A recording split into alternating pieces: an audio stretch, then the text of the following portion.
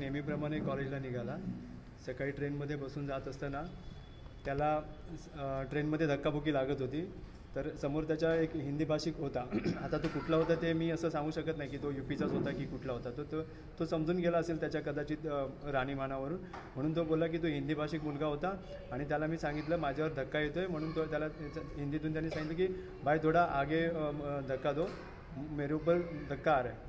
तर त्याच्या बाकीचे प्रवासी होते त्यांनी डायरेक्ट त्याच्या कानाखाली मारला आणि एक पहिल्यांदा मारला आणि त्याला सांगितलं की तुला मराठी बोलता येत नाही का, मराठी बोलायची लाज वाटते काय. आणि त्याला अजून माझा मुलगा घाबरत मला हे सांगत होता की तुला मराठी बोलायला लाज वाटते का. आणि मी त्याला परत विचारलं की तुला काय भरपूर मारलं का. हा पप्पा ते बरेच लोक होते आणि मला घाबरवलं, मी खूप घाबरलो होतो, म्हणून मला मुलुंडला उतरायचं होतं. तर मी ठाण्याला उतरून नंतर पुढे कॉलेजला गेलो. काय म्हणजे आत्महत्या कशी केली? सर तो घाबरला होता, कारण आम्ही घरामध्ये कधी त्यांना शिवी माहीतच नाही. आम्ही घरामध्ये कधी शिवी पण देत नाही, कधी अभद्र शब्द पण वापरत नाही. म्हणजे आपले चांगले संस्कार असे कामाला येतात सर. आपण ज्यांना चांगले संस्कार देतो की बाबा तू भांडण करू नको, आणि कदाचित माझ्या मुला मी रफटप बनवायला पाहिजे होतं, म्हणजे त्यांनी पण प्रतिकार केला असता, पण त्यांनी प्रतिकार केला नाही.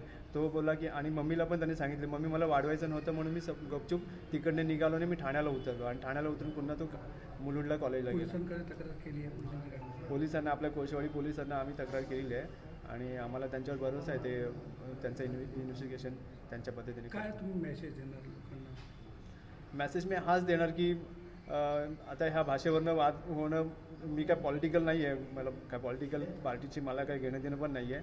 फक्त एवढंच सांगेन की असले प्रकार पुन्हा घडू नयेत.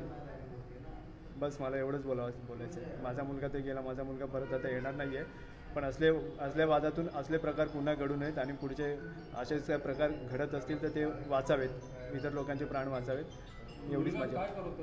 शिक्षण वगैरे काय? माझा मुलगा केळकर कॉलेजमध्ये आता SY BSc करत होता, फर्स्ट इयरला होता. आणि तो साईड बाय साईड त्याला डॉक्टर बनायचं होतं, म्हणून त्याचे ते प्रयत्न चालू होते. नीटची एक्झामसाठीचे प्रिपरेशन चालू होती त्याची. त्याला डॉक्टर बनण्याचं स्वप्न होतं त्याचं. कशी आत्महत्या केली त्यांनी, काय केलं?